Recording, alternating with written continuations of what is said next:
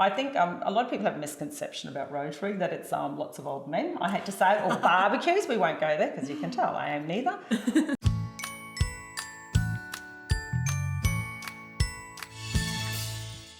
Welcome to A Cup of Tea with Bree, where I get to know some of North Queensland's most amazing parents, incredible business people, and inspiring characters. Now, today's guest has over 30 years experience in the financial services industry. She provides clients with professional advice on a range of business and personal financial issues. So please welcome Rita Zappulla. How are you? I'm good. Thanks, Bree. It's so good to have you here today for a cup of tea. Yes. So I want to get to know you, the woman behind all of this financial stuff, because, let's face it, most people go financial, zook. But they do. Yeah. They roll their eyes. They don't want to know about it. But, you're very interesting, and so is mathematics, people. So is mathematics.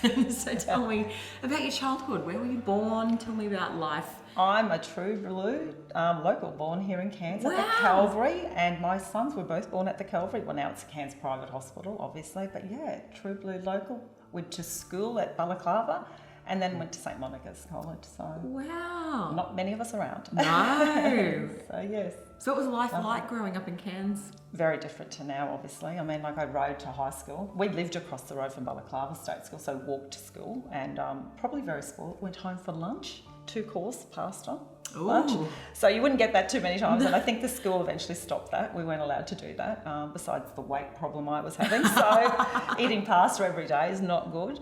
But yeah, and then just high school at St Monica's. Like I say now, I'd never let my son ride his bike along Mulgrave Road. So how things have changed. So yeah, it was a different life, definitely a different life, and speed to now.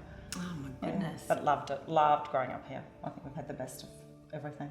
So, what did you used to do in free time?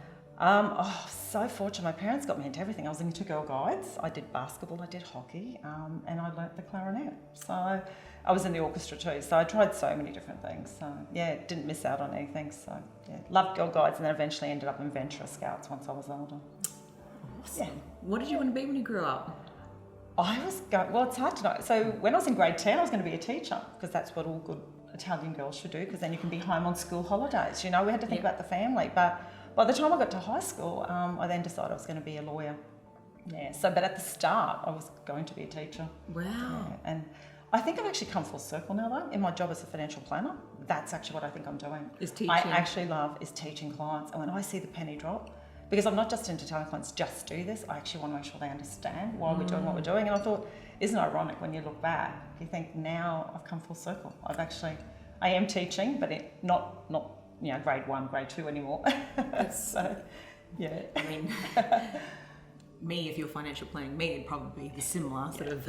Keep it simple. Well, I think that's the thing. As I say, I don't want to say dumb it down, but get out of the jargon and the technology, tech words, and yep. Yeah. I love it. Simple. So what made you get into the financial planning industry? Because it's, it's an interesting industry. Yeah. It's quite full on. It was actually by accident. So I used to have an accounting business. My first business was an accounting one, and about 2000 I got scared that the GST was coming in. And we sold our accounting practice. I don't know why, I'm still doing GST now. But we sold our accounting practice, and I had a restraint. So most often when you sell a business like that, for 3 years I couldn't practice as an accountant. And obviously my dad, my brothers were here, and I wanted to live in Cairns, and fell into financial planning. There was a bit of a backdoor way of becoming a certified financial planner. There was a shortcut system, and became a certified financial planner doing a short course and got qualified. And 20 years later, still going. So wow, didn't go back to accounting. No, don't like that. I find accounting looks backwards. It's great doing tax returns, but the damage is done. If people haven't put money into super, if people haven't saved, if they haven't looked at stuff. I started to I loved working forward. I loved having clients' dreams and going, okay, when do you want to retire? How much do you want in your retirement? And what are we going to do to get you there? And, it won't always be super. Don't get me wrong. It might be buying an investment property in your own name and gearing and whatever. But having a vision and working to clients achieving their dreams, that's far more inspiring than looking backwards. Yeah. I find the tax returns are always the damages. Yeah, as I say, it's backwards numbers. Anyway. No, I think it's beautiful. It's so true because, many business people watching right now, you do realise your accountant obviously can help with that, but you've already spent the money or they've told you to spend some to minimise your tax. But it is that future planning that, you're wanting to build wealth that, I agree with you. That would be more exciting. You do need to look back because you've got to learn what's happened or what can we change. but then, don't sit there crying, and in a tears about everything. Just then move forward, learn from it. Because I think you do need to look back, learn from what happened last year. What could we do differently? And go from there. Yeah. So tell me a secret. I want to hear something that not many people know about you. A secret. Well, most people would not know that I was a Venturer Scout and that I actually went on to get the highest award, which was a Queen Scout. Because most people will see I am not a camping girl. I do not do camping very well.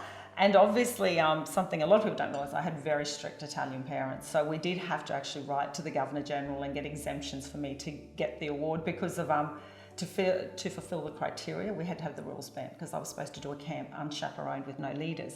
And there was no way in a pink fit my Italian parents were going to let me do a 3-day camp with boys at 17 without any grown-ups. So there were leaders, they weren't close to us, but at least my parents were reassured I would be safe. So it was amazing how many rules we had to have bent, and I took for granted back then. I mean, we're talking, back in 1996 or 95, actually, no, 1995, so it's going back a while, but different era. And look, I love my parents dearly and they had the right intentions, but it just shows it's a cultural thing, obviously, having an Italian background, but most people wouldn't be aware. And it was quite a hard award to get. So when I did get there and went to Parliament House and had it presented by the Governor-General, and my parents flew down, which, back then, that was too expensive airfares to come down for.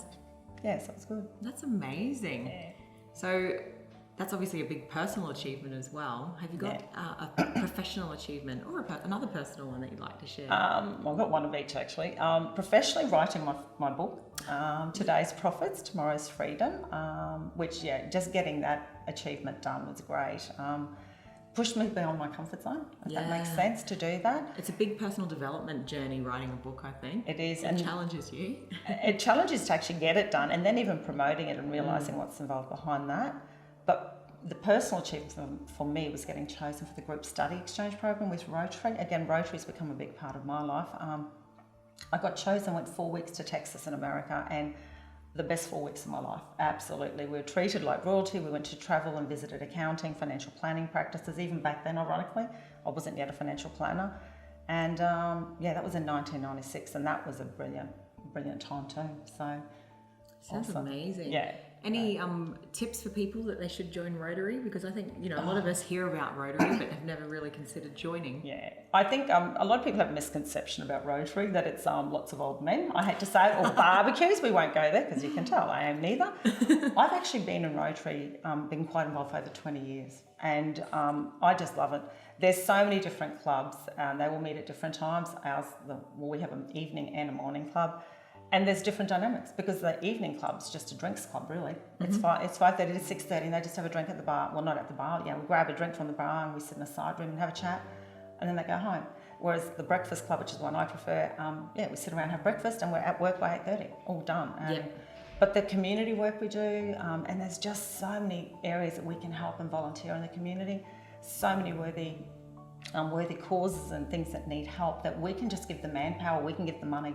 We can fundraise and just help give them $1,000 or $500. It makes a difference to people's lives. I mean, I just love what we can do.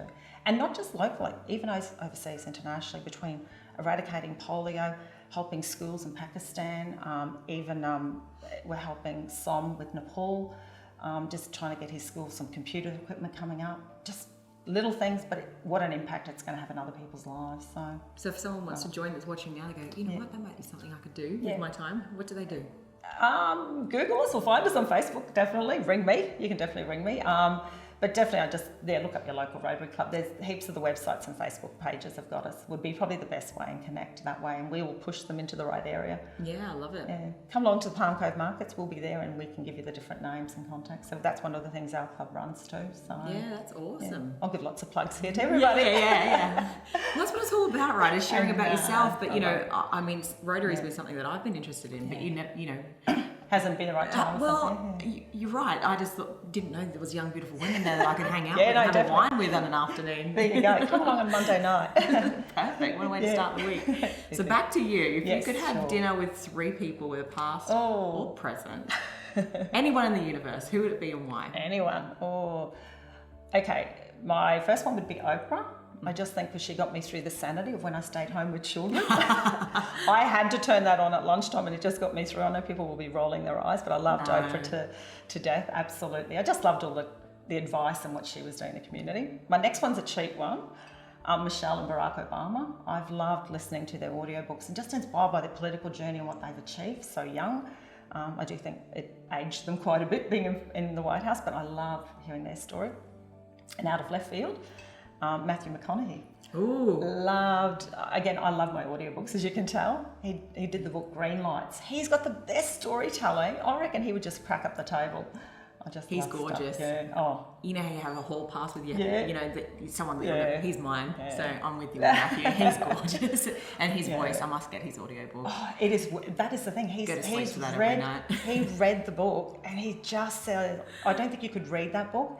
It needs him to read it and say it. And the jokes that just crack you up. Absolutely. My son and I in the car just had the best laughs listening to him. So, What's that book called again? Green Light. Green light, because that's it, but go. Don't stop at the red light. Go. You have to get that one too. Totally recommend it. Now, you're giving me lots of advice today, and I love that. But what's the best piece of advice that you've ever been given? Done is better than perfect. Ooh. Because I get in my own way and I am a perfectionist. So I have to say, when somebody finally said to me, Rita, just get something done, just start and don't worry. Get out of your own way, basically, because I have a real perfectionist problem, and if the video's not right, if this is not right, I won't release it, and I don't want a spelling mistake just got to get out of my own way. Yeah. So done. Just do it. Just get something out there and give it a go, because it's been amazing. I've seen what I've achieved. Like, I look at the book now. Yes, I found some typos. Some things are wrong, and I go, you know what? It doesn't matter. It's out there. No one likes perfect anyway. People are reading it and it's working, and I've had feedback from people. I go, wow, it genuinely has made a difference in people's lives. Yes. That's what I'm saying. So it works. So. Beautiful piece of advice. Well, thank you for having a cup of tea with me today. Thank you. It's been so nice to get to know you a little better, and make sure you reach out to Rita if you want to join Rotary or get a book or see if for some financial planning. Now, if you'd like to see more episodes, make sure you subscribe to our channel, hit the notification bell so you don't miss out on a new episode of A Cup of Tea with Bree. See you next time.